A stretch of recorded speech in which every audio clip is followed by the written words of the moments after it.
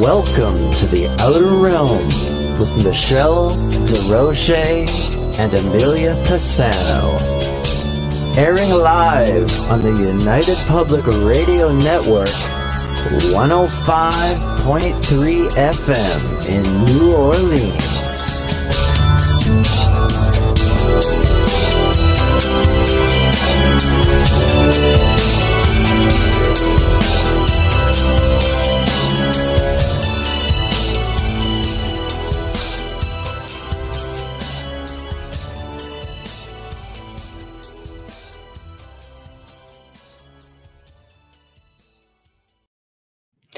Good evening, everyone. Welcome to the Wednesday night segment of The Outer Realm. We're broadcasting live on the United Public Radio Network, UFO Paranormal Radio Network, 105.3 from the Gulf Coast and 107.7 FM from New Orleans. We are fully sponsored by the amazing folks over at Folgers Coffee, who have been a part of our journey since the very beginning. So thank you, Folgers. We couldn't do it without you, nor would we want to. Also, big thank you to Dr. Snick, the sonic surgeon, aka Justin Snicker, for his contribution of his time, his music, and his voice for the intro that you just heard. He's an award-winning composer of Halloween, horror, sci-fi, and dark wave electronic music, which can be found on all of your favorite music streaming platforms. Also, thank you to Steve McGinnis, the artist behind the banners and logos here at the show. Check him out on Facebook and Instagram. Does great commission pieces. However, he does specializes in the horror genre as well. So, guys, of course, we've been kind of harping about this a little bit, but we are pleased to announce that we are sponsoring the upcoming event, Contact and Disclosure Symposium 2024, which is taking place on April 20th at the Off-Road Bar in Toronto, Ontario. It's a day event from 10 until 5, so check them out. We'll flash the website up across the show board at some point through the night, so please check it out. Also, happy to announce that we're sponsoring for the second year in a row the Halifax Paranormal Symposium, which is going to be held on Saturday, October 12th at the Halifax Tower Hotel and Conference Center from 9 a.m. until 6 p.m. So as we start getting guest information, we will start putting up for everybody to see, but we like to give lots of notice so you can go and check them out. Now, tonight, for the very first time, we are welcoming Dan Shaw. This guy is just the expert go-to guy on vortexes. He's written several books. He's been on Brad Meltzer's Decoded, The Devil's Triangle of Alaska, and he's been on Mysteries of National Parks, Yosemite, on the Travel Channel. He's been on the documentary Ancient Tomorrow. He consults on TV shows, including NBC's The Blacklist. So lots to talk about. But in order to do so, guys, you're going to have to go to our at least you're going to have to go to, one of our streaming platforms. But catch us right now. Main chat room is going to be on, sorry, I'm just sort of juggling things, of course, on YouTube. But you can find us on Roku. And by the way, you can find our archives on Roku as well. So UFO Paranormal, UFO Gods and Extraterrestrials, Canada's Most Haunted, The Outer Realm, Facebook, United Public Radio, UFO Undercover. So lots of places to check us out. But remember, while we're communicating, guys, it's like the superhighway going down to one lane. We'll get to people as we can. I may flash your comments up here and there, and happy to do so. So people are chiming in. Hello, Adrienne. Hello, nice to see you. Hi, Doreen. Nice to see you as well. Lady Spider Witch, nice to see you as well. Hello, Guardian. Yes, so people are going to definitely start chiming in. And Amelia, of course, is going to try to pop in at some point during the show. But in the meantime, we're all going to have a great time. So without further ado, hi, Kathy, how are you? Dan is in the house, so let's bring him on. Hello. How are you? Hello, everybody. I'm so excited to be here. Woohoo! I'm really excited to have you here. Yeah, let's do it. I like it. Well, thank you so much for coming on. I've really been looking forward to this because I'm just I do a lot of energy work, planetary stuff, and I love connecting to all of these fantastic power spots and ley lines. But there's so much to know. Like you sent so much information. I'm just like, oh my God, where do we even start with it? Like I see like a part 2 or 3. It's just great info. Well, let's start with part 1. Yes, let's do that. Let's start with part 1. So how does one just fall into the research of, vortexes, ley lines? Because there's a lot of really in-depth information with all of this. And, there's not been a lot of people who have delved into this. Yes. It's not just one thing or one or two things, but sequence of a lifetime of things that Right. led me here. And it's a long time unwinding, but I feel that it goes back beyond this life into before this life or maybe past lives. I had some kind of agreement because the way this work, this what I call the vortex work, the way it was delivered to me was it was just handed to me on a silver platter at a time when I was at my darkest hour.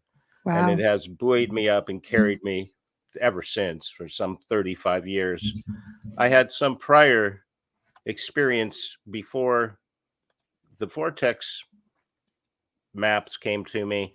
I had some study of alchemy. And Ah, so and so when I saw how these places were connected in this geometric way, I saw that as an alchemical tool, and geomancy, of course, earth magic is a subset of alchemy. right. So to me it made sense as a way to be working in the field of alchemy, to be working with these places, these maps, these ideas, and these people. Right. And it just continues to bring me into contact with all sorts of amazing people. And my journey has been very much of a sidestep into it, in that everybody comes to it from a different direction. I didn't have a time slip experience or Hmm. something of that nature. I didn't have your classic kind of vortex supernatural gateway experience at first that I know of, but eventually I've become more and more sensitive to these energies and studied with a lot of great people and become began to understand how to work with these energies and continue to learn every day from people such as yourself who are in other places. They're the feet on the ground. Right. And I'm curious, like, where did it begin for you? When did you first have this experience of, wow, this place, I feel like this place is making me feel something? I think I'm real curious, and I'm sure your listeners too. Right. Everybody's got, I mean, unless they don't, people have an experience where, oh my gosh, this place is just making me feel this. No, for me, I was probably about, I don't know, 13, 12. We went on a family vacation. I think we were up near Sault Ste. Marie, Michigan. We were at a place there. I wish I could remember it, but it was like one of those mystery spots, where you go in and the broom stands up by itself and you're just like, what? You're 12 going, what am I seeing? It Mhm, was like mhm. really fabulous, but it did make me feel strange. And then I spent 30 years living at a location where, one major street away was another one of those power spots. And of course, there are all these tales about, oh, the car's going backwards. And I always used to kind of giggle about it. I knew it was one of these power spots. And I work with a lot of film students because I've done a lot of television, and they video recorded their car literally going uphill by itself. And that made me a believer.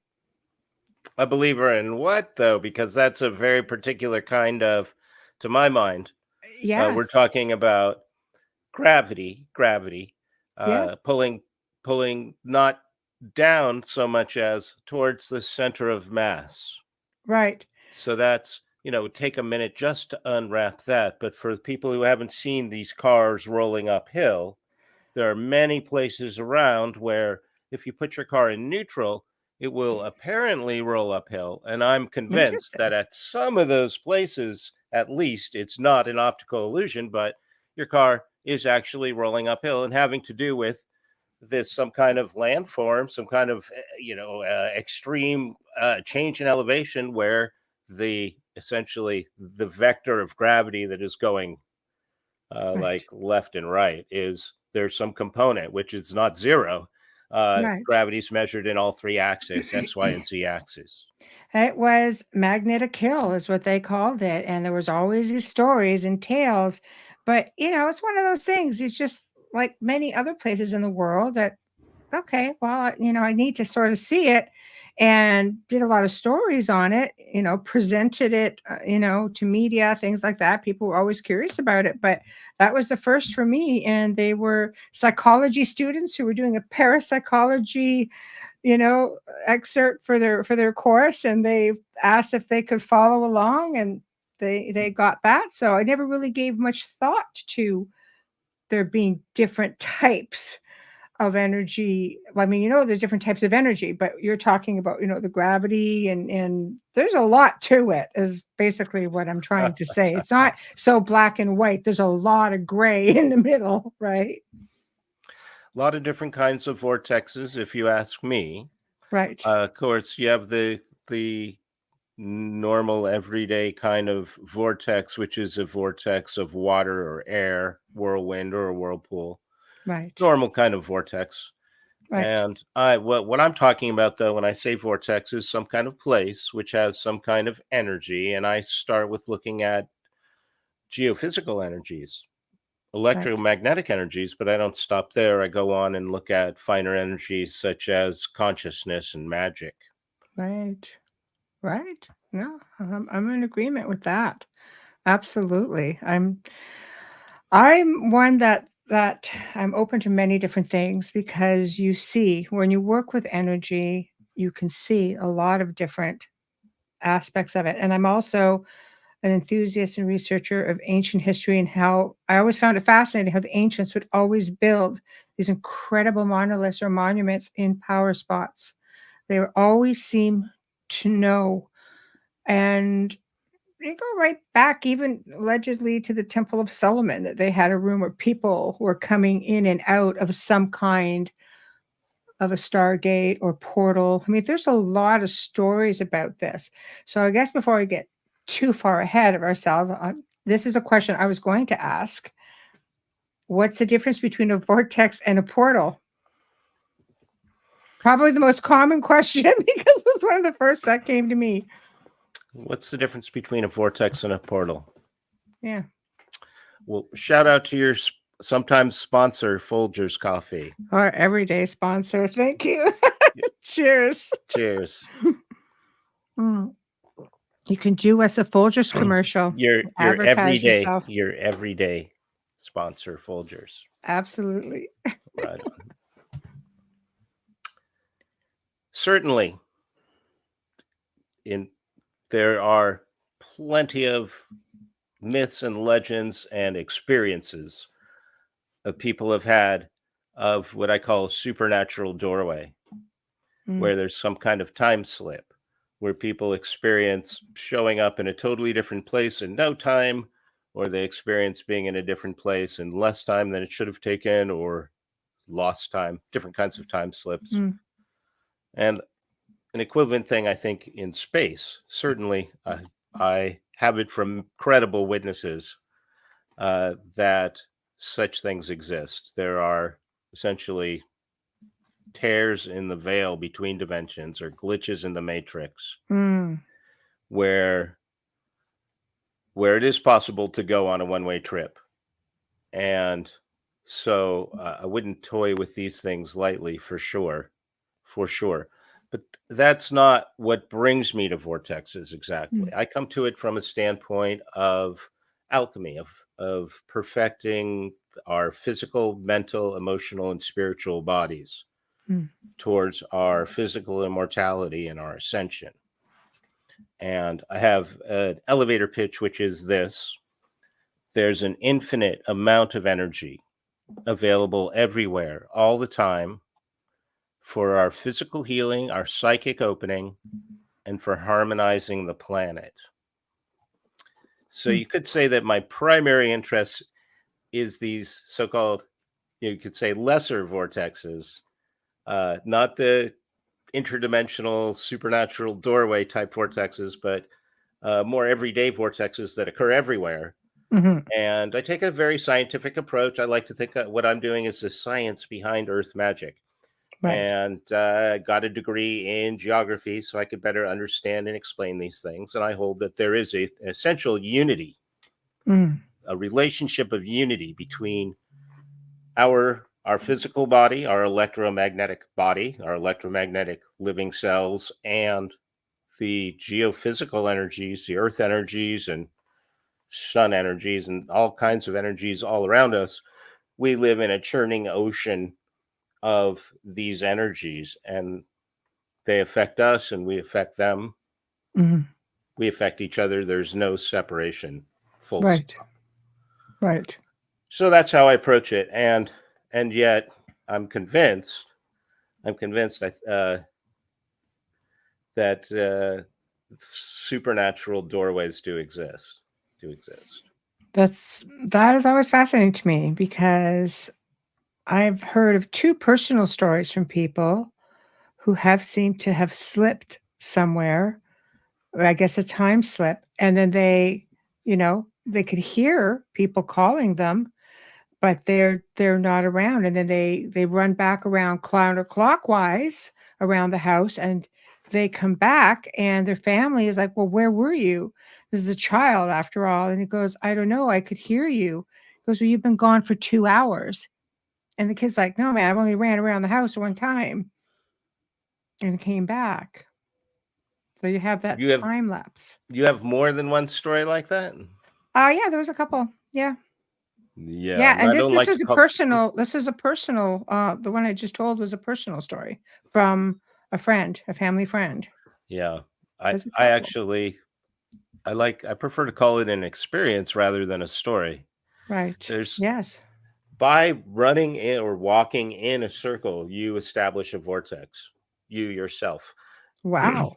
and we can and I had the good fortune to listen to a show you did a year ago with Hamilton White talking Yeah, he's a good talking friend. talking about the landscape geometries in France. And Yes. boy, I would certainly love to talk about that more. And you bring Please. up the point of, how how did they know to build their monuments with such exquisite precision? And Yes. yet, you and I both, I think, have established and kind of an exquisite sensitivity to these earth energies. And you say you see the energies, and everybody senses these energies in different ways. Can you say something more about how you see them? It's not so much that I see them all the time, but for me, when I see something, it looks like heat coming in off of a hot pavement or a hot sidewalk. It just warbles up, and it's distorted. That to me, I'm just kind of like, okay, that's something. I don't think I'll walk around it. Sorry, That can be a good idea. Uh, so, right. so if I could reflect back to you that's a real common way that people do see these energies. And I worked for a couple seasons at the Montana Vortex in Columbia Falls, Montana, which is a genuine, some kind of magnetic anomaly, which is opened as a tourist attraction. And in a very few minutes, we can teach people to see energies. Mm. And for many people, it does look exactly as you're describing, like a kind of a heat mirage, Yes. these waving lines of heat where things maybe look slightly out of focus if you kind of look past them. It's different for everybody. Some people can feel the energies in Hmm. various ways.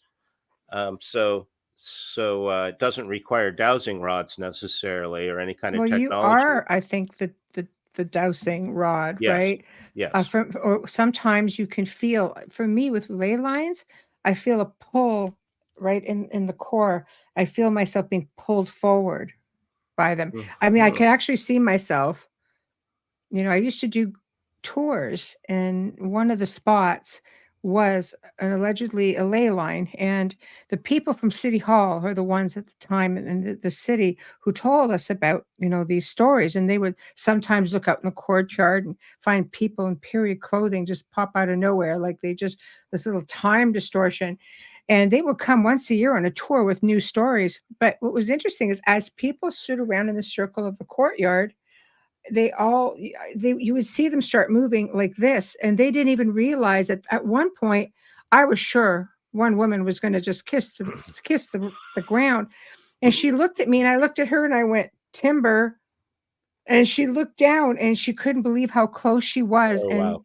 she was like just she goes, "I feel like I'm being pulled." And that's the only way I can Yeah. describe it. Well, that's super common at Vortexes, for people to have that sense that they are leaning, and that's documentable with photographs. We do find people lean, and again, that comes back to what we sense as being down. Right. Gravity is actually, not straight down, but it's gravity is affected by the oceanic tides and that twice or a daily bulge and Hmm. that daily cycle that looks like a sine wave of the oceanic tides. Right. The Depending on where the moon is, the actual gravity center of the earth is rotating around throughout the day. Right. So gravity is and a lot more complicated than we tend to think of. And Right. that does, to my mind, that's part of the vortex effect, because whether you're up on a mountain peak or you're down in a cave, you're being affected very, very differently by gravity. And Hmm. that's got to have an effect on all the cells in your brain and how you're thinking and feeling. I would think so. I would think so. Um, Kathy, hello. Are ley lines the same as vortexes?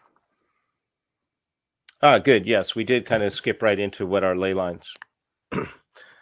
And people, as with vortexes, I think to be precise, there's a narrow term of the word and a broad term of the word. So ley Right. lines, to be precise, or lays, these are rifle straight alignments of points, either natural points or built features, Hmm. which are intervisible on the landscape. As you move from one place to the next, you can actually see that next monument on the horizon. And this always raises the question of, if we're just looking at alignments of points, natural and built points, how do we know that we're not just seeing some random alignment on the landscape? Hmm.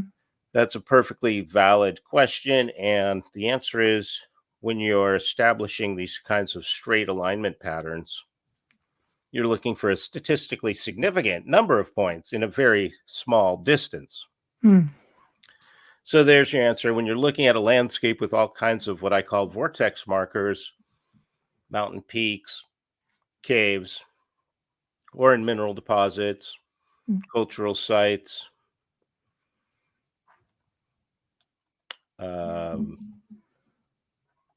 paranormal occurrences might be one, graveyards, historic sites, So parks, areas of high strangeness, essentially. areas of high strangeness, places Missing with some persons. geologic uniqueness, Hmm. and places you can actually see on a magnetic map, because we do all kinds of magnetic mapping. You can get magnetic maps, and soil maps can be very useful too to see subsurface features, because these ley lines or these energy lines aren't just on the surface, but these are three-dimensional things where we think of a line of energy.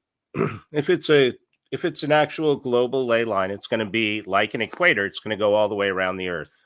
Hmm. And there's a number of systems for this, geometric systems for these. Basically, there's a cubical system, a tetrahedral system, the tetrahedron being that four-sided platonic solid that is triangles on all Hmm. sides, like a triangle-based pyramid. Your dodecahedron, your icosahedron, these all have earth grid systems associated with them. Hmm. So they can look like these geometric shapes when you look at them one way, but when you look at them another way, they look like a set of equators or great circles around the earth, these global ley lines. Right. But then there's all kinds of other energy patterns. There's sinuous, snake-like lines, which technically aren't ley lines. There's all kinds of circles and concentric circles and overlapping circles and 5, 6, 7, 8 10-pointed stars, Hmm. etc. So I'm interested in all of these geometries. Obviously, there's something to be read into the sacred geometry itself, and then something more yes. when it's overlaid on the landscape. Yes. And this whole Like the question, tree of life.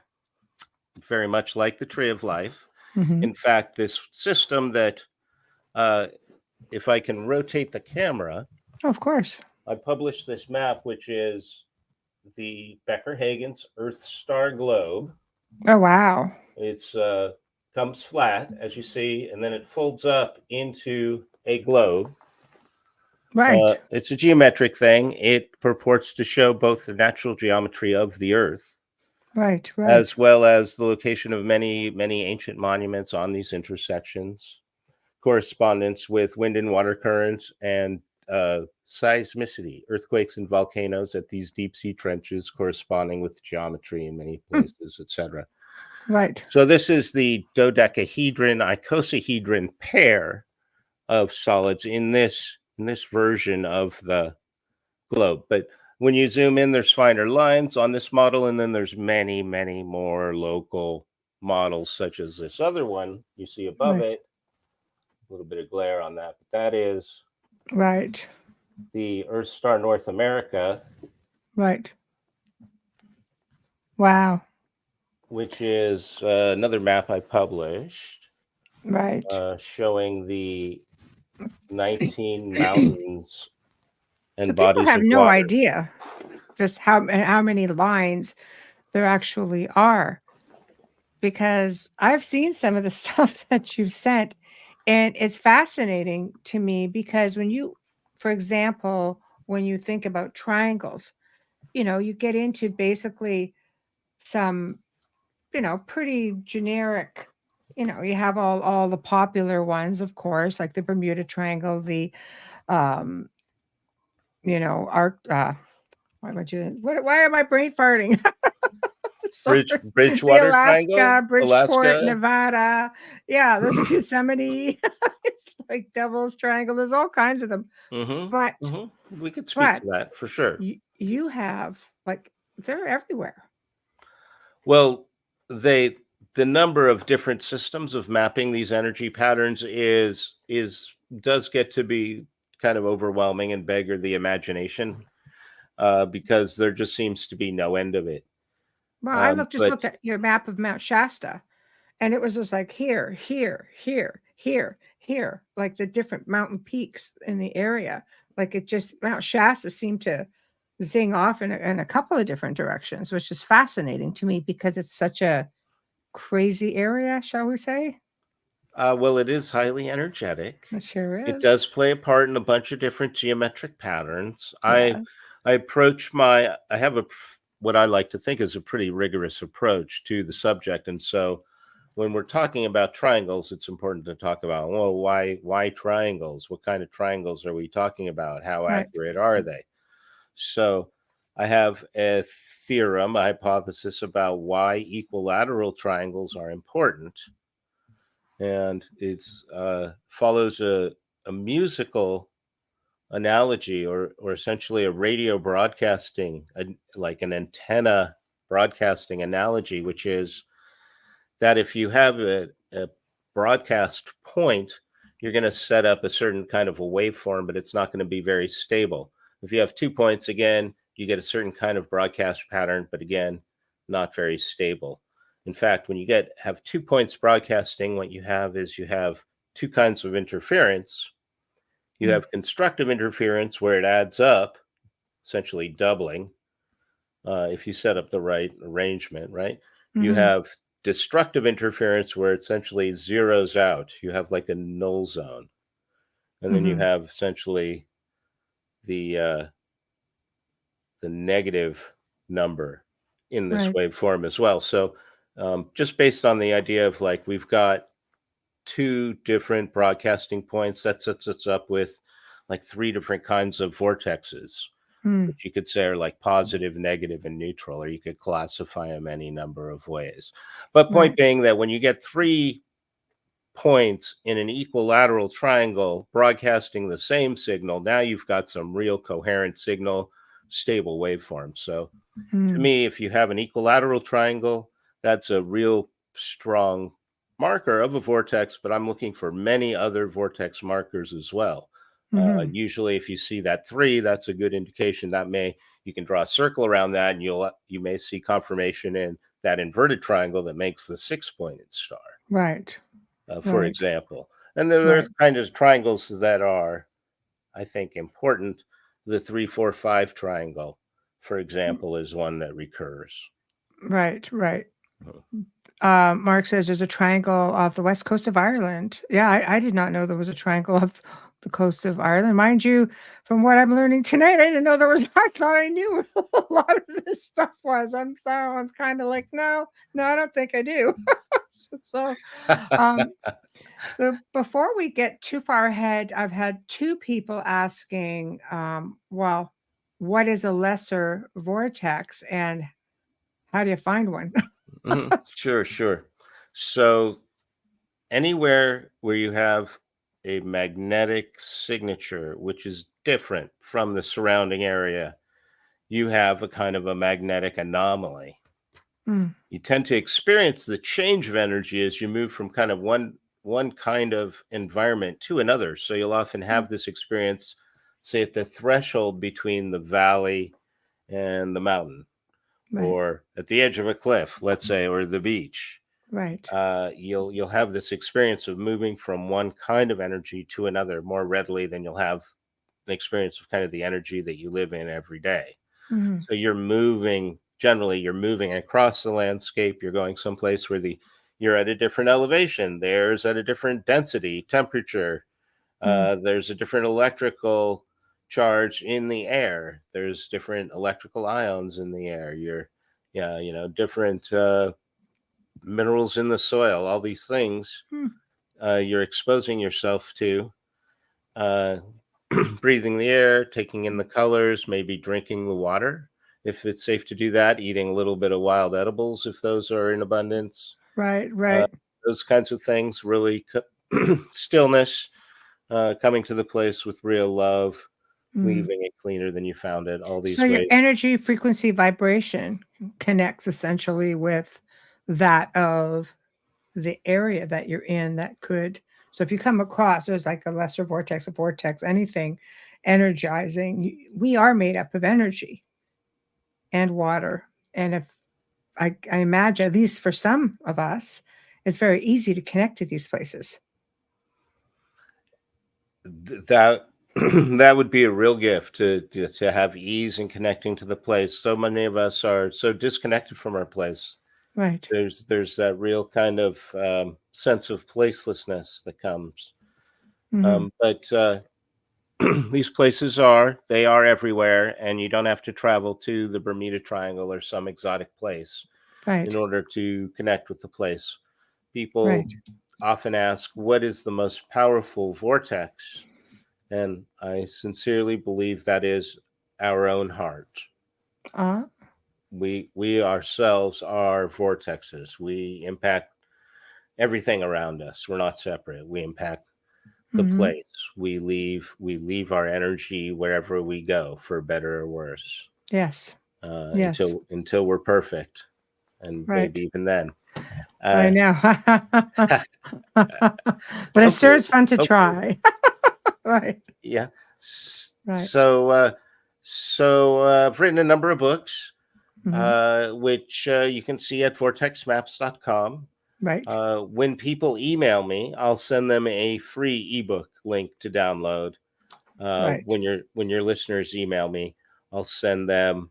I'll send them how vortexes affect us, Right. which is, and I'm sorry if my chair is squeaking a little bit. No, that's okay. That's okay. I've put together a book called How Vortexes Affect Us. I'll send you a link to download this ebook for free when you email me. There, I'll put the And email up in the chat. Great. I'll just mention it's energy@vortexmaps.com, and I will answer every email. And that explains the many dozens of factors which contribute to this electromagnetic ocean in which we swim. And so there are Of course, the electromagnetic field is, primarily driven by Earth and Sun, but there are Mm. dozens of other things. I've already mentioned a number of them: Mm. elevation, ions in the air, and such. Mm. And to my mind, this is a pretty good start at explaining how places can make us feel things. But we can go a lot farther and talk about how we can use ourselves and our intentions and our devices and our ceremonies and such to uplift the whole planet. Well, I definitely want to touch on as much as we can because it's all fascinating. And it brings me to this, I guess, which is in tune to where we're going. She was at a metaphysical shop. Hi, Adrian. Saw a portal straight up from the floor behind the counter. The owner was shocked. She says it's where she prayed to a goddess every morning. So essentially created a portal. Intention? Thoughts? Intention? We can create a portal? Absolutely, for sure. Yeah. Thoughts have form. Thoughts have Yes. form. Right. And I've seen it happen that people come into the Montana vortex, Hmm. and it's as though the vortex really likes them, and the vortex, the demonstrations are very dramatic, Oh, and other people come in and they're very skeptical, and the demonstrations don't seem to hardly work at all. Uh, interesting. That's interesting. Let me ask you this, and I'll tell you why I'm asking in a moment. Do portals have sound? oh, I would say for sure. Now, have I? What do I think a portal sounds like, or have I heard a portal? No. Okay. I've had some paranormal. I've heard some paranormal things. For example, Bigfoot at the Montana vortex. I'm 100% convinced I've heard a Bigfoot call out there. I was Mm. living there for some while, but I do have some reports of people reporting that vortexes may look like you say, that shimmering Yeah. bit, or a blue mist is another thing that people describe. Okay. Okay. But why do you ask about sound though? Because again, everybody senses these things differently. Right. Hmm. Right. Well, I spent some time at the Hoia Forest in Romania. It's like allegedly the most haunted forest in the world. And we found out after the fact, because I don't like to know a whole lot about a place until after I've been. It is Romania's Bermuda Triangle. There are lots of stories of people disappearing. One was that of a little girl who disappeared at 5 years old, came back 5 years later, still 5 years old, and totally like spaced out. She just wasn't the same mentally or emotionally. Another story of a shepherd and his flock, and everybody just disappeared. So when I was there, um, very, very quiet. There's a spot in the forest where nothing really grows, grass, weeds, the trees are all crooked and bent out of shape. And it made a droning sound. It was silent, no birds, no animals. They were probably off outside the circle, but we could see insects, but you didn't see little squirrels or anything running around, no birds, you didn't hear them. And the sound was like kind of like a droning like this. Mm, mm, mm, mm. It just kept going. Mm, mm, mm. Just and after a while, like, if you focused on it, it would just drive you crazy. But if you just after a while, you just stop paying attention to it because I was there for quite a few hours, but it had this droning, like a Hmm. humming. Okay. Couple things. I mean, you've if we could unpack what you've said. Sure. I've already kind of alluded to the idea that uh, you we may have three different qualities of vortexes. Vortexes aren't Ooh. necessarily always good for us. I One of my principles is anything that can heal can kill. Oh, yes. So some place may be good for you at a certain time and not at another time, or good for you but not for this other person. Right. So when you go to a place, you need to be aware of how it is affecting you and not overstay your welcome either. Right. So there's that element there. And you're describing, to me, you're describing a vortex which is not necessarily good for life. Right. This is similar to the Oregon vortex, where uh, I've heard it on a firsthand account that it's true that horses do not like to go into this vortex, Mm. and so that's not uncommon. It is also common for at a positive vortex, people often will experience relief from symptoms such as pain Mm. or ringing in the ears. I have that most of the time. I'm very sensitive to frequencies. I can listen to music and just hear the frequency in the song. Like I'm just funny like that. Hmm. But, you know, but Hmm. I did not I did have that a little bit over there. For me, I mean, I had a nap there. I felt very comfortable there, but it's a very high active area. Locals have captured photos of it, crafts over top. If it's Hmm. under no-fly zone, it has to make you wonder exactly what's under the mountain. But we could see everything would fly around it, planes. No one ever came over it. Are we still talking about Michigan? No, no, sorry, Hoyabatsu, I'm sorry. Okay, Romania. and where's Ukraine? Sorry. Yeah, Okay, no, Romania. Rome. I apologize. It's okay. I get a It's little close. excited. I get It's a little close. excited. Right.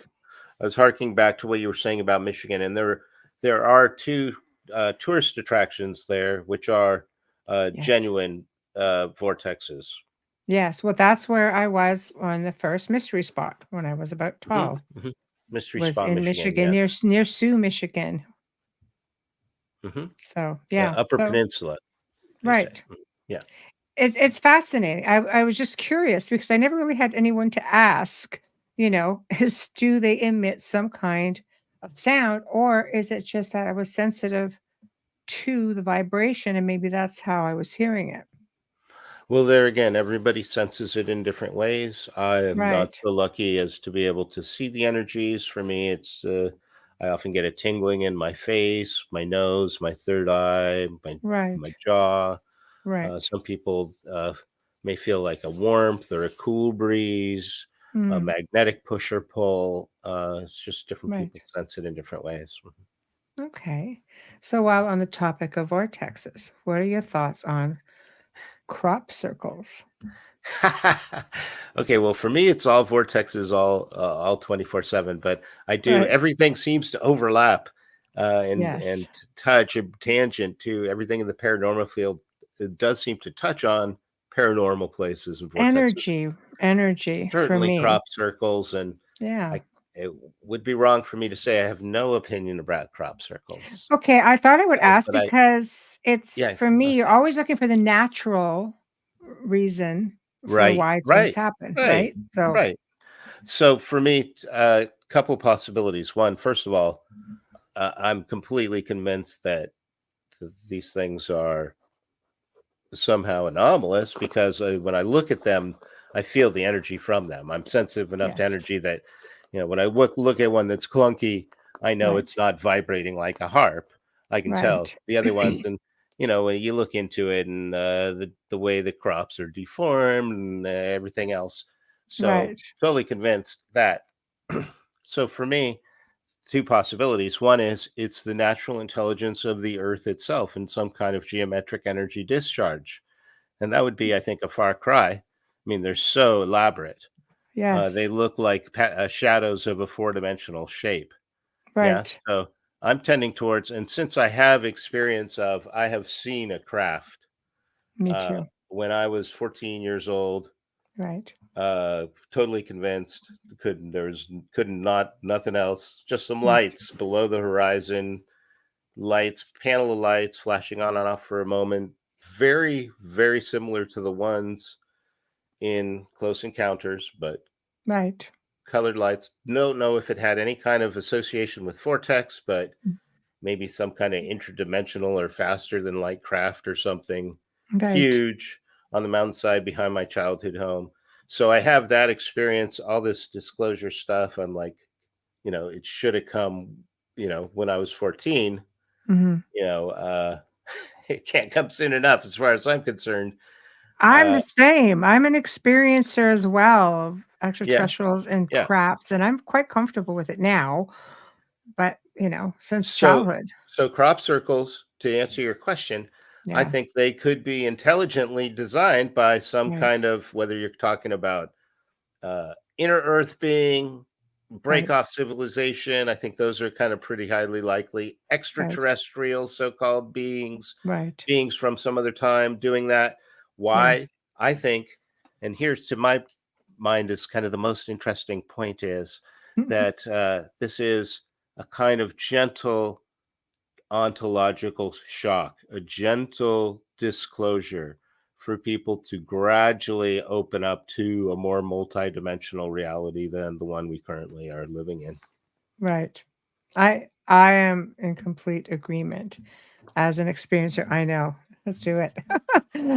As an experiencer, I think once you come to terms with the fact that it's there and very much present in our space, that accepting it actually has a very comforting feel to it after a while, right? And I mean, that's my personal view. I didn't feel like that. I mean, I had all this as a child, and as an adult, I'm like, that's intrusive. Stay out of my house.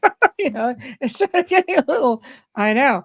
But then I became very comfortable, and so anyway, long story short, I think it's good to be open-minded. But back to vortexes.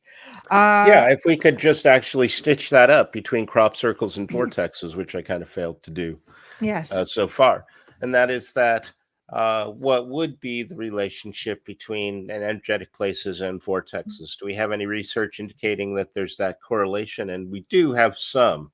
Mhm. In a researcher whose name was Kursana Duran, and she did posit some relationships actually between earthquakes and eclipses Ah, and crop circles. And right. it was beyond me to understand the material she did put out, but I have preserved it I will be publishing it Mm, on my website on vortexmaps.com. But she did suggest that there is a cycle that we should be on the lookout for, which, although I'm not totally clear on whole geography of the whole thing, we should, on a time cycle mhm. post eclipse, 26 days after the eclipse, we might expect some kind of so-called earth changes or earthquakes. Hmm. Interesting. Well, So we'll I'm see. keeping in tune with the eclipse that just occurred. I mean, Taiwan had a big earthquake, New York and part of Pennsylvania felt that earthquake. Somebody in out near California, way out western United States, reported Sure. a lot of tornadoes happening, Yeah. all on the heels of this event. Sure. So Right. there's got to be But something to it, Sure, but sussing out any science around it is pretty tough. So I'll withhold my judgment. right? But by YouTube, otherwise, right? Yeah, they're pretty sensitive about things It's these days. really it's really hard to tell. Oh, I know, I Hard. know. Adrian says, I saw a portal in a chamber in New York that twisted my stomach like a wet rag. A south portal saw a revolving elliptical mini planetary system revolving over it. Wow, jeepers, that's something you see every day. That is a lot. That is a lot to share. Thanks for sharing that. Thank You're you. right. And I get these kinds of emails quite regularly, and where people are sharing their paranormal experience. And because I have had miracles of my own, I have a very high level of credulity. I'm hard pressed to disbelieve anything because I myself am living in this kind of shamanic reality where there's kind of many different realities going on. Right, Now, right. there's, in my opinion, we'll see if I can how well I can tie this into the experience Adrienne just shared. Mm-hmm. Adrienne, if I'm saying that right. Adrian. Yes. The vortexes have a cycle of their own of, I would say, charging and discharging. So they have a kind of a biorhythm of their own. So if you are, um, I'm not sure what kind of chamber we're in, I was but wondering about that. if you're in a location which you feel has some energy, that energy is going to have some kind of a time cycle to it, which we often find that cycle is something like 6.5 or 7 minutes on that short duration cycle. Um, Hmm. but Interesting. if, oh, now she says South Portal, which is Yes, this also an is South interesting Portal. kind of a thing. So now I'll just kind of deconstruct that a little bit more. And if you think of, our perception as being very much kind of two-dimensional. If we think about like this vortex looks like this circle, it's got a diameter of on the ground. If we draw a circle of 54 miles, that's real common. Here's a 54-mile diameter vortex. Here's a 108-mile diameter vortex. Hmm. Here's a 216-mile diameter vortex. It looks like a circle on the ground, but it's actually a sphere. Kind of the same way that our ley lines are not just kind of a pencil line on the surface, but they are actually above the surface and below the surface as well. They're maybe more than three-dimensional. So our Hmm. vortex then, this particularly turbulent area of energy, maybe electromagnetic plus energy, is possibly more like a toroidal shape, that torus or donut shape. And we're just kind of looking at one slice of it, and it looks as though it's either spiraling up or spiraling down, in or out, clockwise or anti-clockwise, Hmm. kind of our perception, based on our perception of where we are relative to that phenomena. Hmm. So there's that going on. So South Portal, not totally clear on exactly what that would mean, but then this sense that there's something from some other dimension coming through, that is not uncommon. Although the description of like a planetary system on the other side, that Hmm. one's unique for It, sure. That experience. and she was in an ancient stone chamber. Oh, So, ancient stone chamber in New York. Okay, so maybe we're talking upstate New York. So now we're in great territory because there's all kinds of stone chambers and stone features, so-called stone walls in the Northeast, New England area. And these are pretty inexplicable. They do not seem to be walls as we understand them.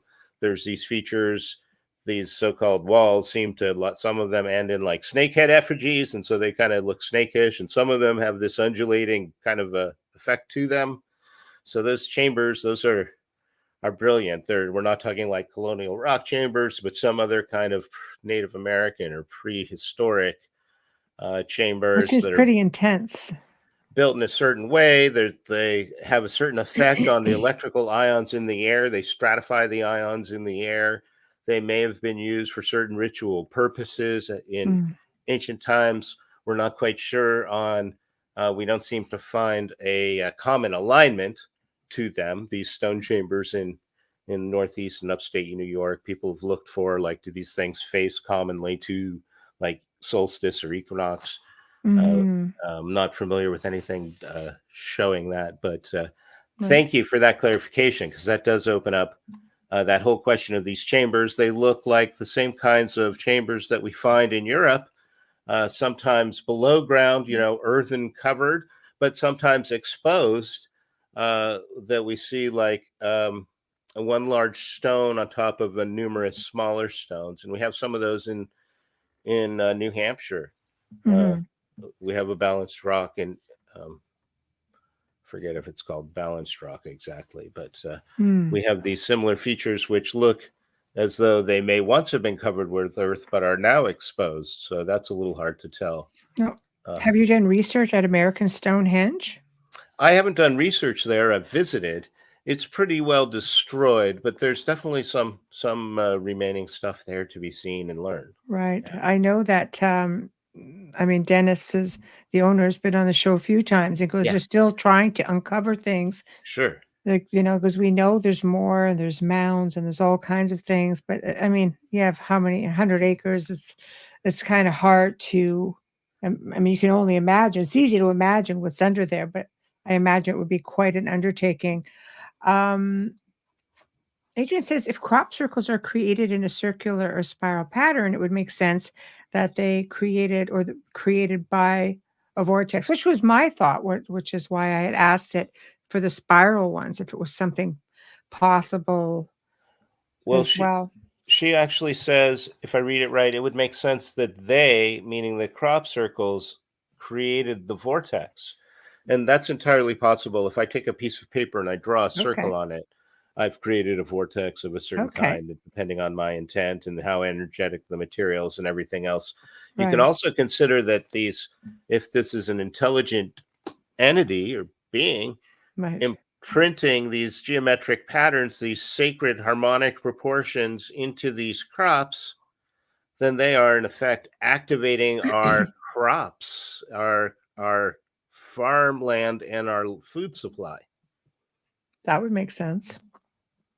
That would make sense as well. It's energy based. It's all so fascinating.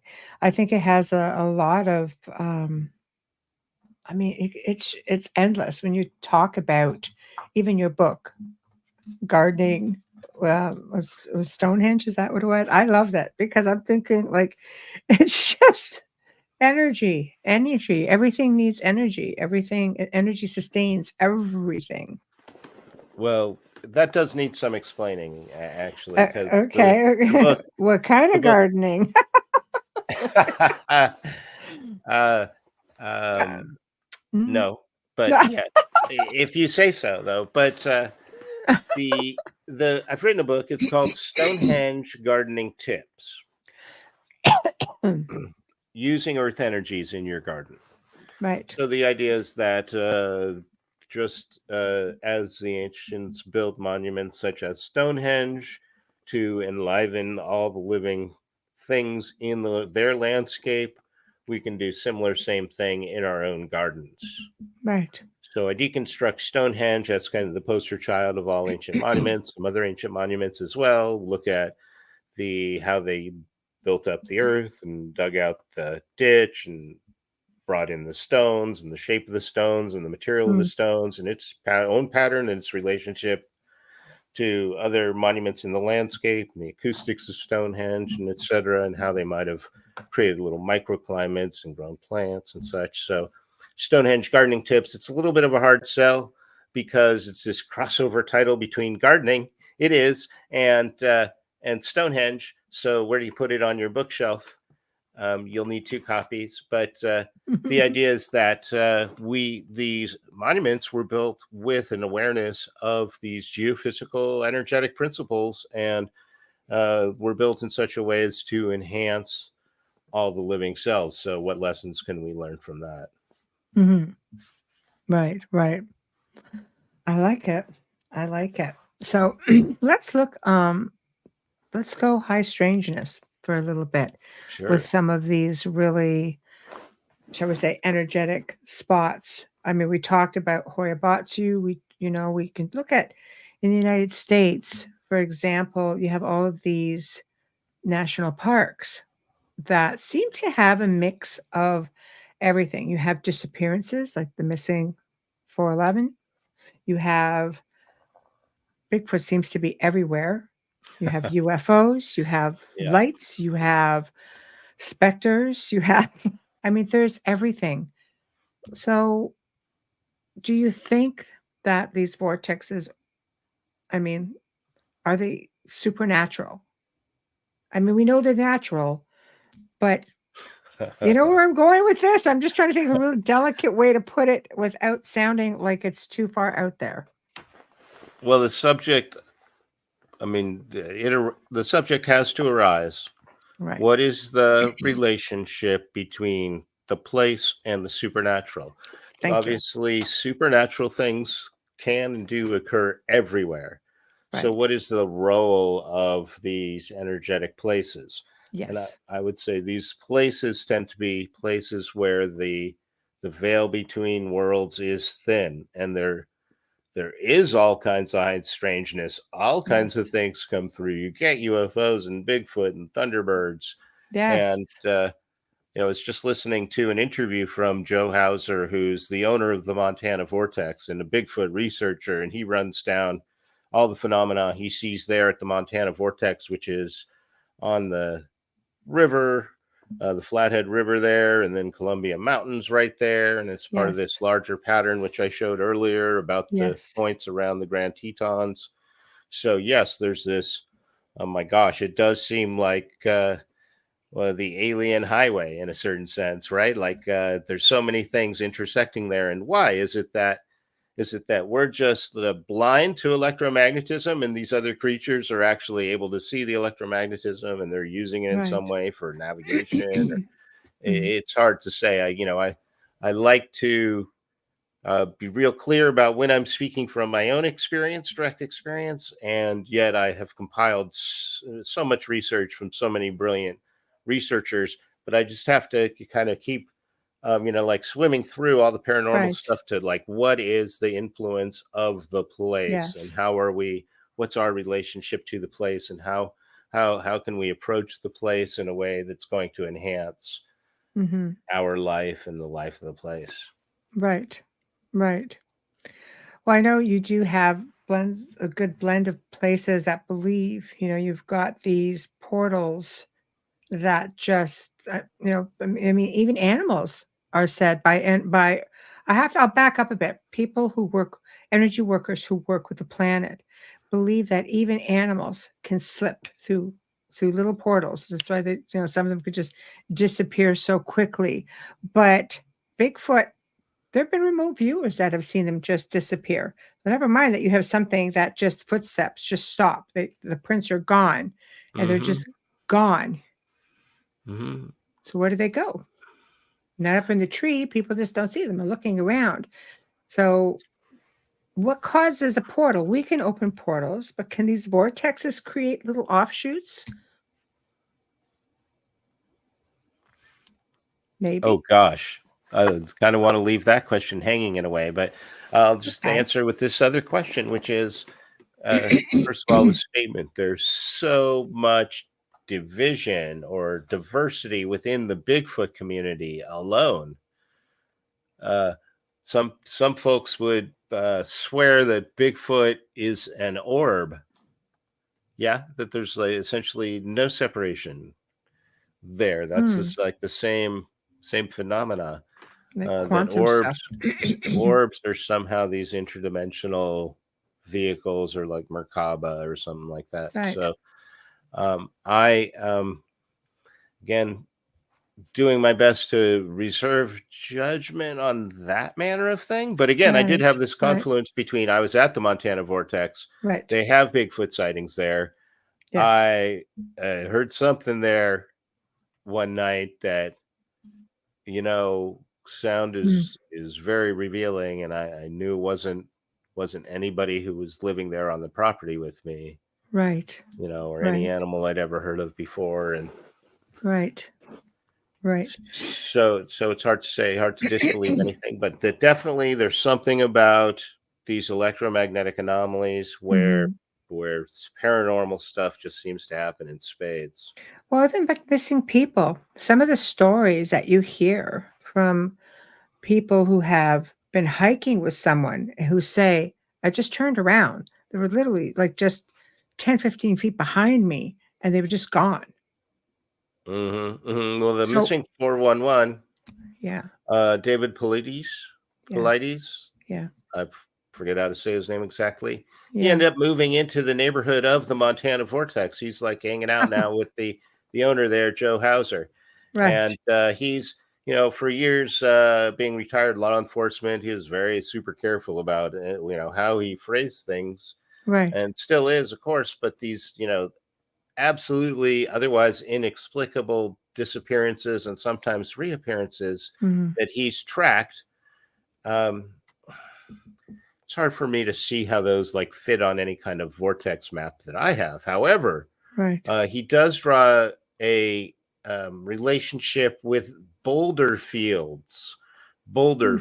fields of boulders, which I find pretty telling because when I'm thinking of boulder fields, I'm thinking of highly energetic materials that may be magnetic, but more likely like piezoelectric granite that's Mhm. been transported by glaciers, maybe and set down somewhere else. So something that originally had a kind of a more or less uniform, if you can think of like a landscape that has kind of a uniform magnetic Hmm. signature, then Right. being transported and tumbled and redeposited somewhere else as a boulder field. Now it's got this very highly dynamic, complex electromagnetic thing going on. Hmm. And to have him cite that as some relationship with inexplicable disappearances, I'm like, aha, that sounds like the vortex effect.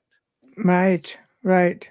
Well, I mean, it's not impossible, I guess, when you hear about people who fall into time slips and such. And I've told the story here a few times, about using a device. I'll leave it there because it'll kick us into a Okay. paranormal thing, which I don't want to do.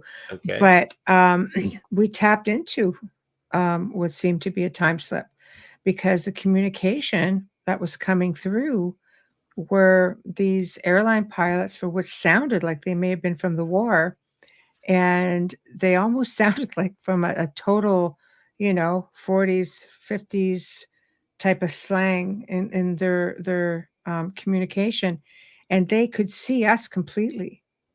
And they kept describing what they were seeing, and I said, "What's your coordinates?" They kept saying, "It's all black." And they gave 2 out of 3 coordinates, which put them over the Pacific. And then it was just all of a sudden, they're like, "Look, there's a doorway," and I could hear the plane, the props from the plane. I'm like, "Don't go through the door." I had a vision just come through the house, like, "Do not go through the door." Then they started pleading with me, and then they were just gone. And that planetary alignment, that when this happened, we tried to recreate it a year later exactly, and we could never get it back. Never. Ever, ever, ever. So it's just like a slip. Dang, girl. That's one of the best vortex stories I'll ever hear right there. Vortex Yeah. experiences. I mean, I wasn't the only one sitting there, So it was an experience, and I thought to myself, at first I was just very uncertain, but I am, we live in an incredible place. This planet itself is just an incredible living thing that has all of this energy projecting out in different ways. We project out energy in different ways, and some of us are fortunate enough to have a very strong connection to it all, which to me is phenomenal. But I don't know. I think there are people out there who just walk into these things and have absolutely no idea. Kathy has asked about the Coral Castle in Florida. This has come up on the show actually a few times over the course of the month, so it's become very popular. What she says is on the southwest tip of the Bermuda Triangle. For sure, for sure. So I think of limestone as being not a very highly energetic material compared to like quartz crystal, which is piezoelectric.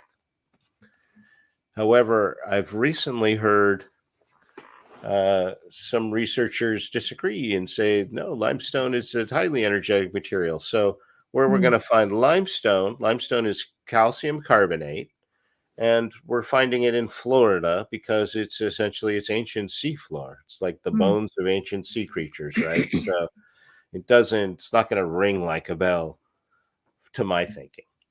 Also, on the Giza Plateau, limestone. And in the south of France, we were talking about the limestone caves a year ago with Hamilton White, right? Yeah, I've been to Uh, the south so of France. Yes. Yeah. so I envy you. So okay, so limestone in general, I think about, well, it's not that highly energetic. Now, it is very near that geometric point, which we think of as the Bermuda Triangle, and we could talk for some time about Yeah. why these geometric points seem energetic.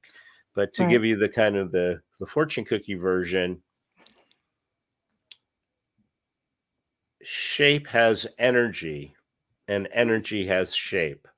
So in the same way that a pyramid has a kind of energy associated with it, And that's partly because it's built of energetic materials and it's in a certain location and it's aligned a certain way with the cosmos. Yes.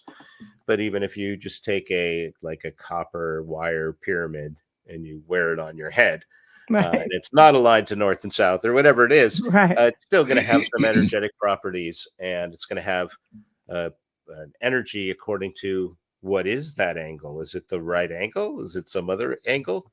Right, Right. right angle, no pun intended. Is it the Right. pyramid angle or some other angle? Right. So these points on the Earth, which are geometric points, have an energy to them, just as everything in creation has a geometry to it.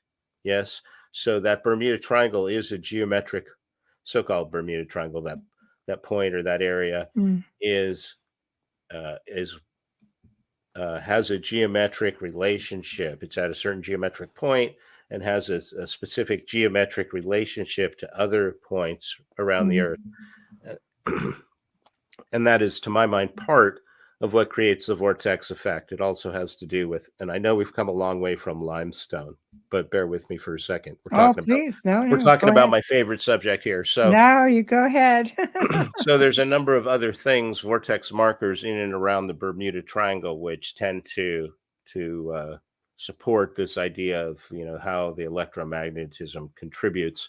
Not least of which is that the seafloor there it's a single plate that seems to be bulging in a way that, last I checked, there's no scientific consensus on why the seafloor plate there is bulging in quite the way it does. Mm. But earlier I mentioned oceanic tides, and one should remember also the continental tides, the pressure, this daily pressure and release on the continents themselves, and the Right. effect that would have on all these electric quartz crystals in the United States and elsewhere in soil.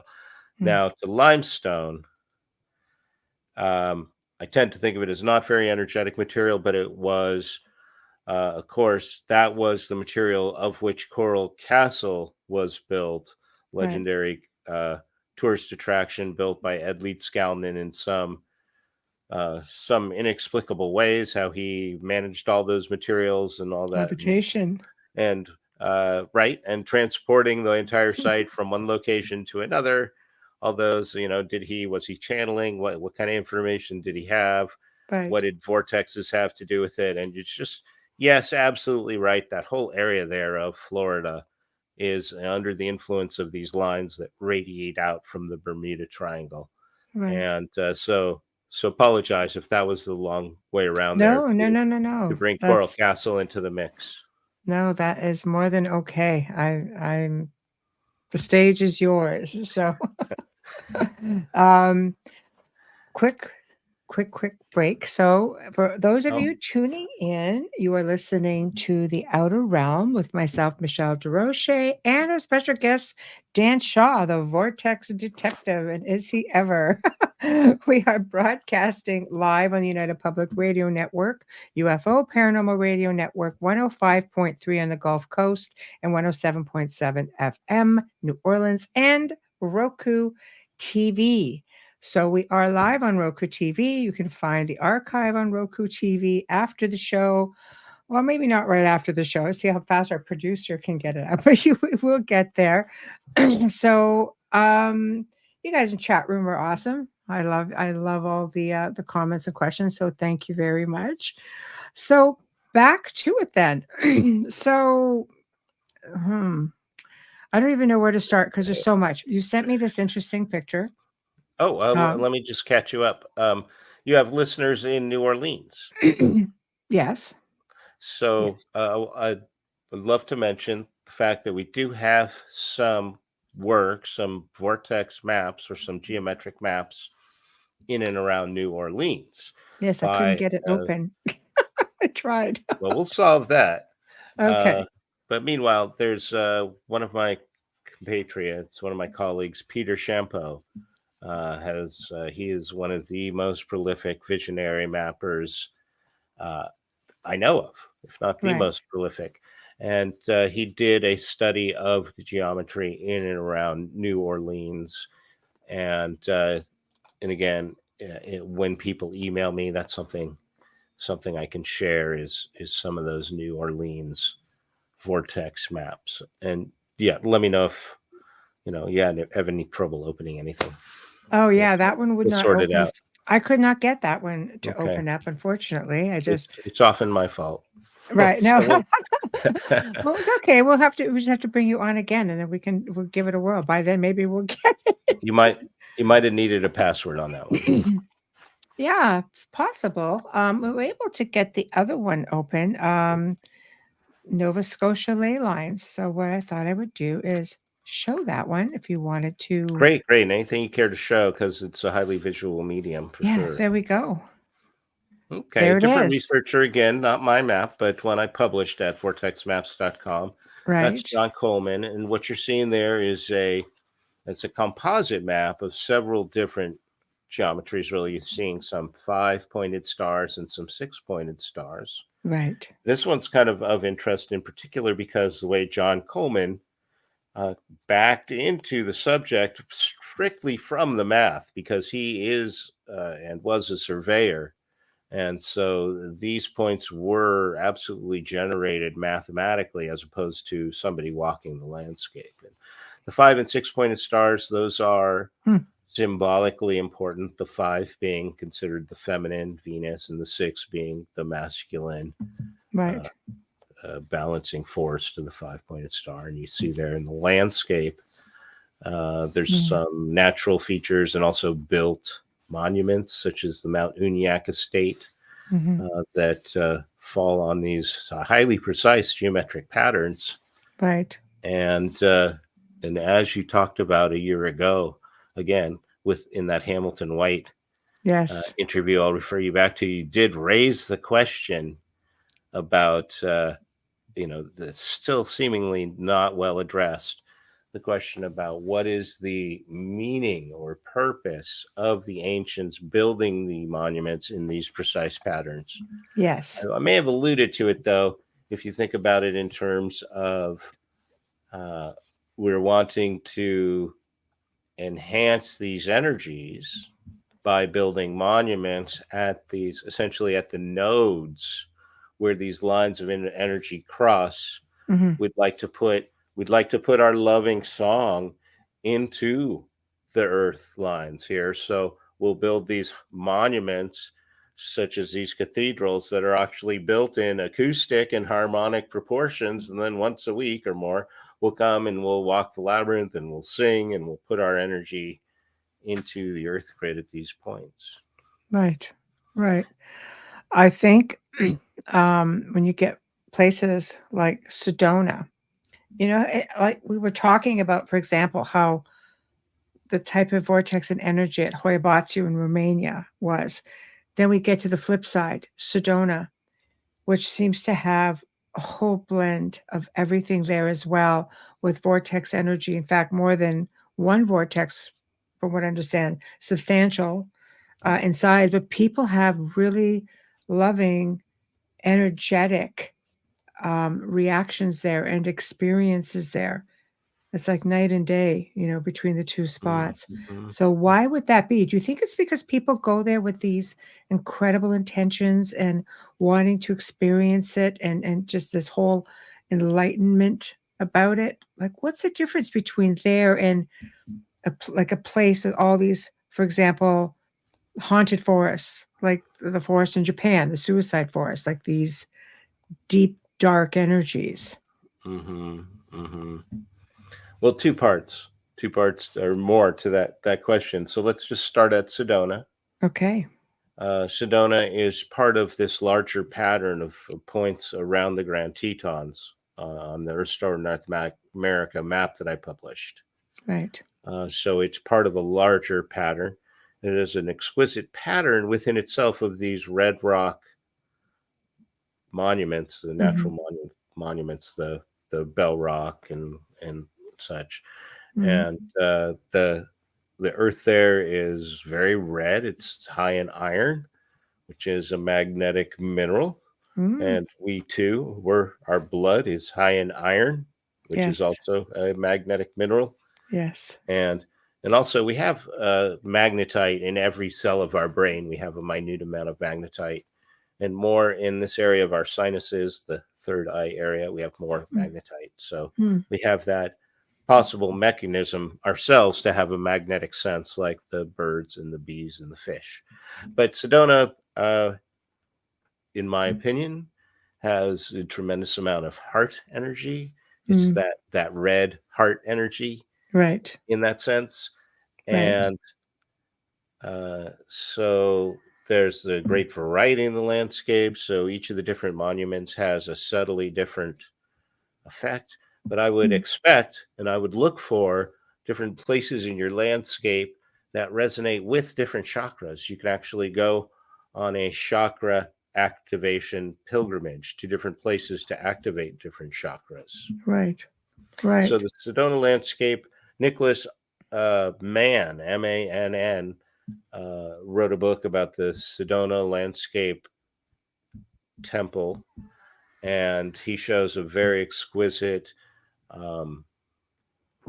set of chakras in the landscape, as well as the 5 and 6 pointed star that share a point, and also the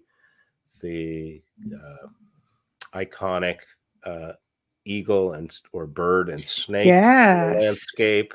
Yes. So Sedona, I would recommend it to anybody, of course. And some people feel that it is, the energy's not what it once was, that it's kind of getting overrun. It's harder and harder to find more places where, that seem pristine. And, you have to, I guess, go and experience it for yourself. So the people, basically, with all that love and wonderful intention, it's like anything, beautiful monuments that get overrun. I think it does mess with the energy sometimes. And only because of the fact that we as people, we don't realize, but we have baggage. That's what life does. We're busy, we have a lot of things to do. People have families. People have to work a job, 2 jobs, come home, get the kids fed, homework, soccer. I mean, we're just really busy. And I think sometimes we just get so weighed down, and that energy is what we project out. And sometimes that it does cause harm as well. Well, that was the second part of your question, really. It's about what part does our intention play Right. if we set up an altar and we're doing a certain ceremony on a certain cycle or time cycle. That's going to open up a certain kind of opening between the dimensions. Yes. Yes. Yes. I think that happens quite easily, transference of energy. The example I like to use is, let's say you're getting into an argument with someone, you're out in the family room and and then you walk away and you come back a couple of hours later, you walk right back into that energy. It just stays. For every action, there's a reaction. We just sit there. And unless you somehow clear this or cleanse it or do something, that vibration is what remains in that time and space. It's why you have places, for example, where you have war. Those places can you imagine when you die, the transference of energy, just from the separation of essence from the physical, leaves such an impact in that time and space. Imagine that on a mass level. That's got to create something. Very well said. Very well said. Right. Question. While we're on the topic, do you know if atomic or nuclear bombs create vortexes or portals? Any sort of human technology of any kind? Well, I know it sure leaves a ripple effect, dimensionally speaking, that's for sure. Right, there's that. Author and pilot Bruce Cathie, Cathie, of New Zealand, mapped UFO sightings and found that they fell on a grid. It's a square grid. And he wrote a number of books in which he claimed that nuclear detonations could only occur at a very specific time and place. and that we were at no risk of some kind of all-out nuclear war for that reason. Wow. So there, some researchers propose that connection. It is evident that at many of these grid point locations, there is government involvement. There are military bases. There are nuclear mining going on, nuclear storage, nuclear processing, nuclear weapons, Mhm. atomic accelerators, particle accelerators, and such on grid points. So we do see many of those kinds of correlations, and it's, to my mind, entirely possible that some of the work with the particle acceleration is about this vortex research, or may result in some kind of vortex effect. After all, they are sending particles around at an incredible rate in these massive circles. And these circles actually have an incredible resemblance to Stonehenge. They've got the ring and ditch appearance of the henges, Mhm. similarly. And there's evidence that the stones of Stonehenge, before they were disturbed and re-erected and such, that Mm. they had an actual directionality to them, right? These stones were set in a circle, and that they may actually have functioned as particle accelerators. If you were to dig deep enough, you would find that mentioned somewhere in the Stonehenge research. I forget where at the moment. Do you think that's why a lot of different henges were built? Because, I mean, people know about Stonehenge, but there are so many others. In fact, pre-Ice Age, there's one in Lake Michigan. Yes, the henges are distributed very much more widely than people realize. Stonehenge, Yes. again, the poster child, but not the largest. Yes. There are many smaller ones all over Europe, Right. in many different configurations. Stonehenge is a little unusual in that it Mm. has the ditch on the outside of the ring that's Mhm. mounted up. The Right. ring is usually interrupted by one or more openings. And in Right. Stonehenge Gardening Tips, I explain how this functions, this earth mound and ditch functions as a kind of a harbor Right. to help normalize or filter out the chaotic earth energies Right. within the ring. So the henges can be built at any scale. You could build one in your own garden according to similar or same principles, and they are distributed, super widely. The henge refers to this ring and ditch. The stones, of course, refers to the stone, that part of Stonehenge. Mhm. And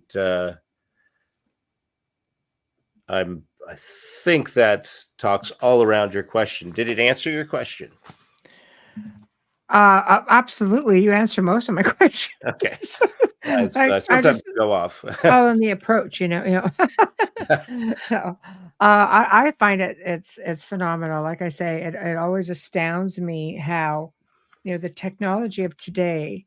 I mean, our ancestors. Well, we believe our ancestors didn't have technologies. I believe the technology goes back a lot further than we think, but they still were able to know where all of these incredible places were. You look at Göbekli Tepe, you know, that is an incredible location, henge type, right? But the fact that they buried it when they left, and that there's probably another 11 or 12 of them in the vicinity, and they all did the same thing, is fascinating to me. Is it because was there, these doorways, these stargates? Is that what they were trying to hide?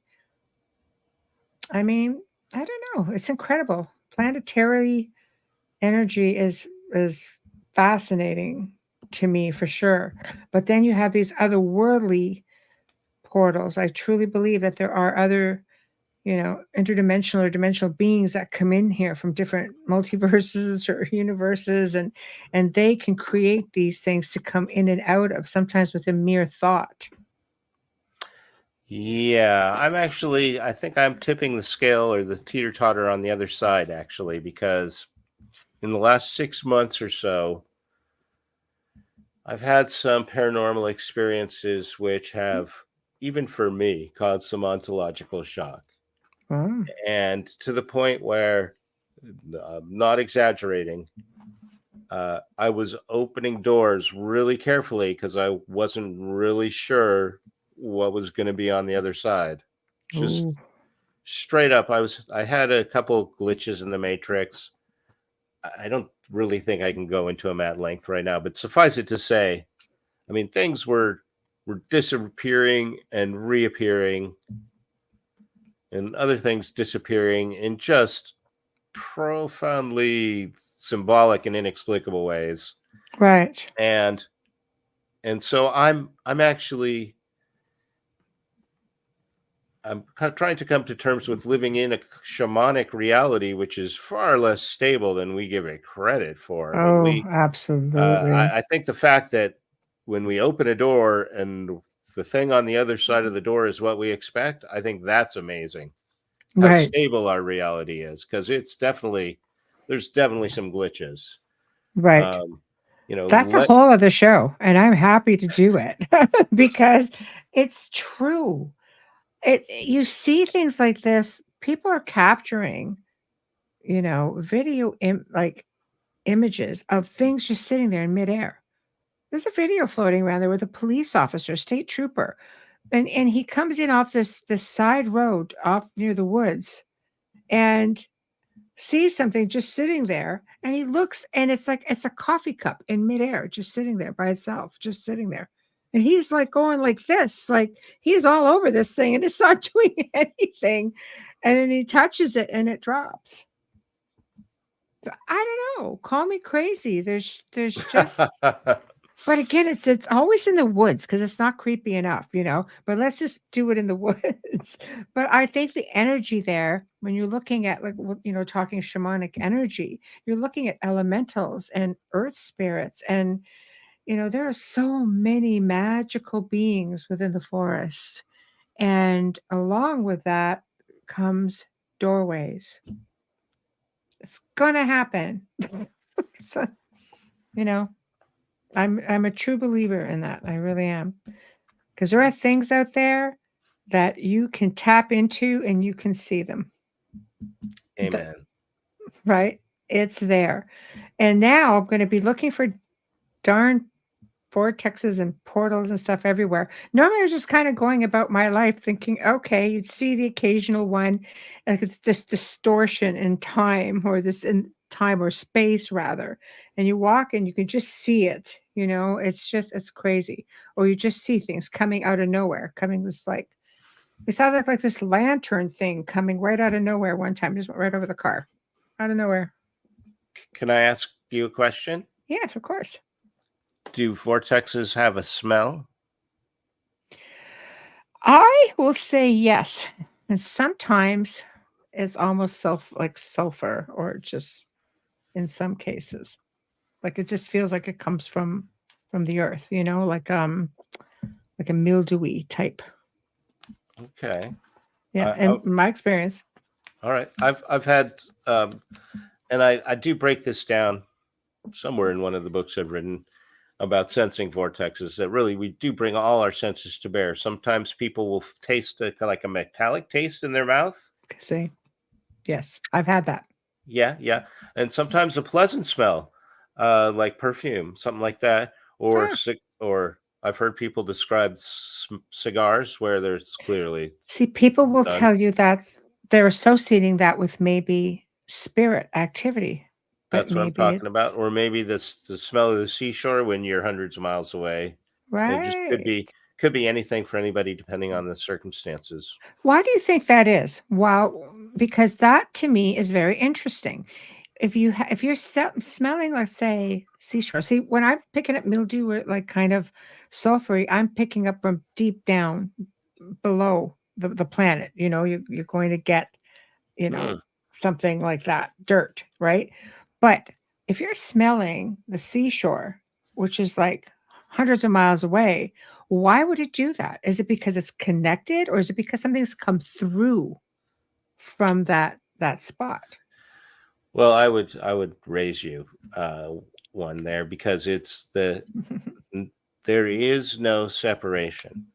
There just is no separation Okay. whatsoever of any kind between you and me, between you and your place, between you and past, present, and future. There's just no separation at all. It's part of our illusion, our limited perception that we're living under. Right. See? So you think we're living in a matrix for real?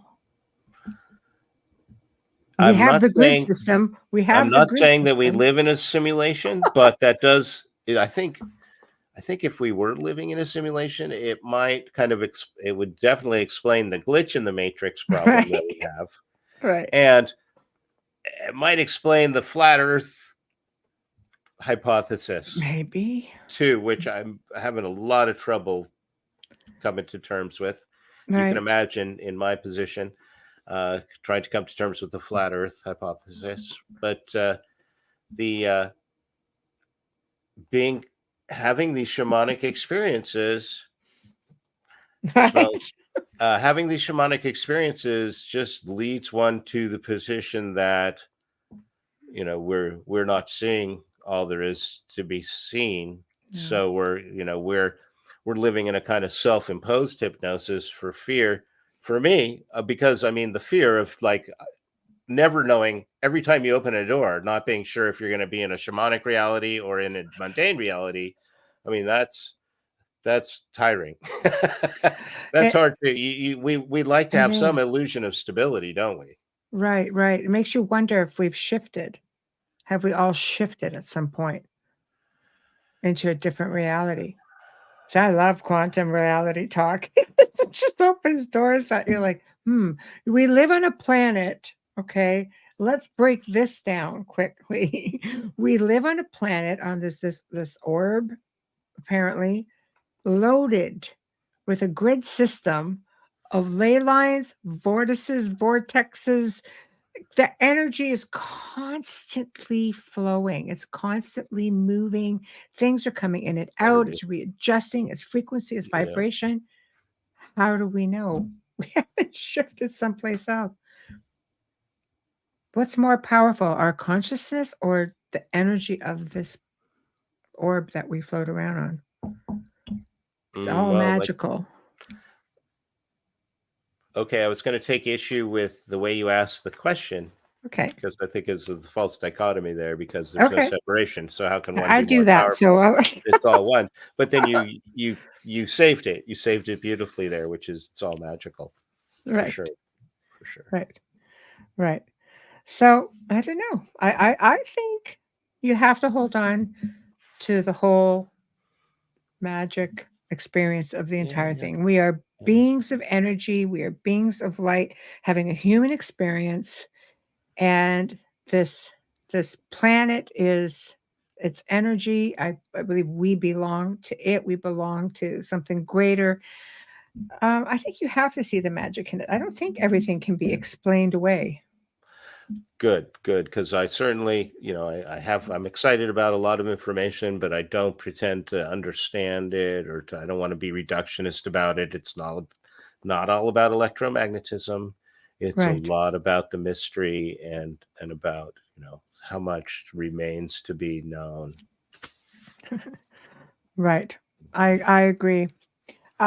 Experience last week, I saw my living room wall disappear. The air was vibrating, and I saw the adjacent room as it was before this house burned down. Couch, bookshelf, everything. Just see these little time slips I find are just so fascinating because they happen more than people think. Well, for sure, and it's pretty revealing your show comments there. It's my first couple of psychic experiences it was very hard for me to tell exactly what was happening and what part was I influencing events or was I seeing something that was just about to happen in the future. And here again, in that is that somebody seeing a different time somehow, like a perceptual thing, or is there something happening on some other level where it's, because there's the internal experience, but then there's the external thing happening as well. So, it's hard to sort out what kind of psychic paranormal thing is happening there. Maybe two kinds. Oh, maybe I'm slipping myself. Well, stranger things have happened to me, believe me. So, but I am really thrilled that you came on, and I know we jumped around a lot. It's just trying to cram as much information into 2 hours as possible. Um, but I would love to do it again, and maybe we can start streamlining now that we've lumped in all these different topics. We can streamline some things because I would love to delve more into how these energies affect us and our perception of things that we're experiencing and such. Well, I There's 100% agree that it's challenging to draw a common thread from vortexes all the way through all paranormal, different kinds of paranormal phenomenon. But if you'll allow me, yes, of course. we'll just kind of take a peek in the rear view mirror and kind of give the view from the distance, the perspective, kind of looking back in the distance. What I hope I've presented is a two-part equation, so to speak. The illusion that there's two parts anyway. There's ourselves and our energetic body, our electromagnetic cells and such. And that other part, which is also us, that not separate, but part of the unity of us, Right.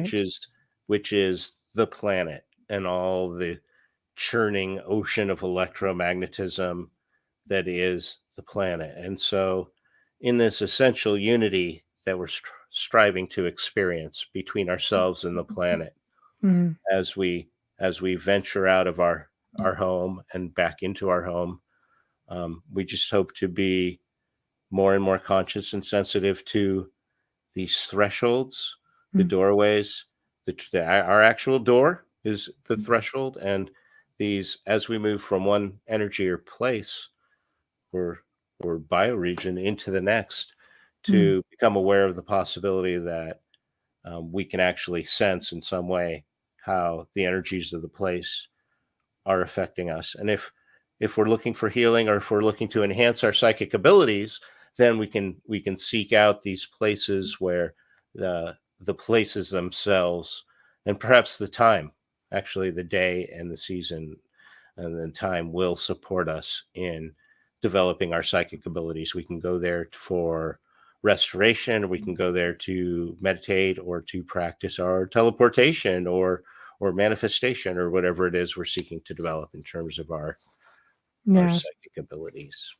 There certainly are many places that you can go to do this. I've been fortunate to be a world traveler, and I've always gone, obviously, to places that called me. And I'm one for the mountains, which is why, again, on another show, I would love to just really delve into these incredible mountainous vortexes, and because I've always been drawn to the mountains for various reasons, and I try to spend time in them wherever I go.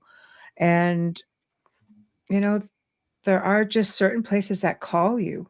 I mean, we have people, from New York here. Lilydale is one of those places where they have this incredible energy within the forest of their community, and they call it Inspiration Stump. And you go through this forest and you want to feel magical. And they put fairy doors and fairy houses, and they'll tell you they come out, they're everywhere. There's these magical beings that come forward. People leave there feeling rejuvenated. I used to go just because with mediumship, you just over time, especially if you're overtired and not grounding properly. In early days for me, it was just like, oh, who has time for grounding? I'll go hug a tree. It'll be the same thing, right? I Yeah. was going to say, I mean, are you going to take issue with, now you're going to disagree with that statement? Yeah, Because no. I was hugging trees. every tree is a vortex, and every grove of trees of Yes. different species of trees has a different kind of vortex energy to it, in my opinion. And I write vortex very, very large. It's very encompassing for me. Right. Right. I And believe and that. you're describing that there makes my nose tingle in a good way. Well, So, see, you could and go. that's on my bucket list. I know you should go. It's great. It's open year round, but in the summer it's a whole other feel because Yeah. people come from all over the world to Yeah. Well, experience this right. place. Meet me at the stump. Yeah, at the stump. There we go. I have friends who live there. We could, yeah, let's Okay. get the carte blanche tour. So, well, thank you for coming on the show. Thank you. It was informative, enlightening, a lot of fun, and it was nice to share a couple of hours with you. Likewise. Likewise. It's an honor. Keep up the great work.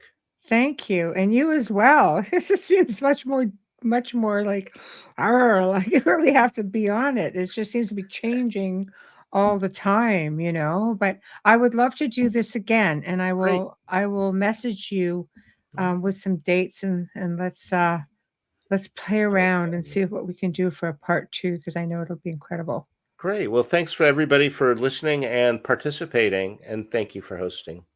Oh, pleasure, pleasure. I will be in touch. All right. So long from Southern Oregon. Good night, Dan. Good night.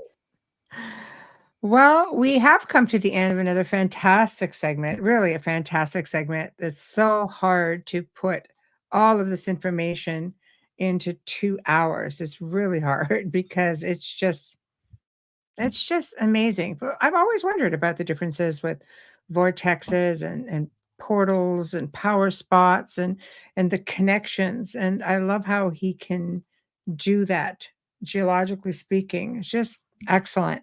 And you guys in chat room, always interesting. See, look at this. Look, you needed to tune in earlier. Banff, of course, unexplainable. I love the mountains. I am telling you, there's just something about the mountains. Spent time in the Highlands, the Carpathians, anywhere I can get my hands on a mountain, I want to be there. When I was in the south of France, I just couldn't get close enough to the Pyrenees, and it was very, very disappointing because I could see them off in the distance. There's just something about, about mountains that draw you in, and it could be because of all the energy. Stone does resonate and it holds on to sound and memory. It's just phenomenal. But anyhow, guys, thank you guys all for tuning in, and a big thank you to the Vortex detective Dan Shaw. We are most certainly going to bring him back on. Just so informative, and I hope it answered a lot of questions for you guys as well. So we'll let you guys know when he comes back and get those questions going because he's just a wealth of information. So tomorrow night, we welcome our dear friend, colleague, producer, and network owner Joe Montaldo, and it's going to be kind of an open mic night. Again, we're going to talk about a lot of different things, and he specializes a lot in extraterrestrials and UFO sightings, and has dealt with literally tens of thousands of contactees and experiencers. So get your questions ready because it will be a lot of fun. It'll be a really laid back show, which would be fantastic. Remember to go to Roku, watch the archives out there. We have a lot of fantastic shows here on the network. We're probably, between 26, 27, 28 shows here now. We've just made it so big and fantastic and all this information just flowing about. It's great. So anyway, check them out. What else was I going to say? I'm going to harp again a little bit about the Folgers commercial. It's been a really long time. So let's get those Folgers commercials, guys, especially if you want to advertise yourself. All you've got to do is keep it under a minute. It's got to be MP4, even with your camera phone. Do the whole Folgers song, show a Folgers cup. You can advertise yourself, what you do, drinking a Folgers. Folgers has to somehow be in there. We will show it on the show. I'm going to start bringing back some of our Folgers commercials. We will show it on the show because you know what? Folgers watches. They really do. They watch the show. They love this sort of stuff. And it sits in the archives. So essentially, it never goes away. So if you're looking to promote yourself or business, maybe you're, ghost research team, maybe you're, working Reiki, maybe you're writing a book, whatever the case may be, just bear it in mind and throw us a little commercial. Just send it to here. Let me just get this off for a second. Hold on. Send it right here to the outer realm contact@gmail.com. Nice, easy. You can go to the Facebook page and you can also just click on the email button there and it will take you right to us. You can also find us on the network website, which is uprntalkradio.com. So that's another place to find us. And if you guys, no matter which platform you're on, please show us some love and support and just like, subscribe, share, comment. I love it when you comment.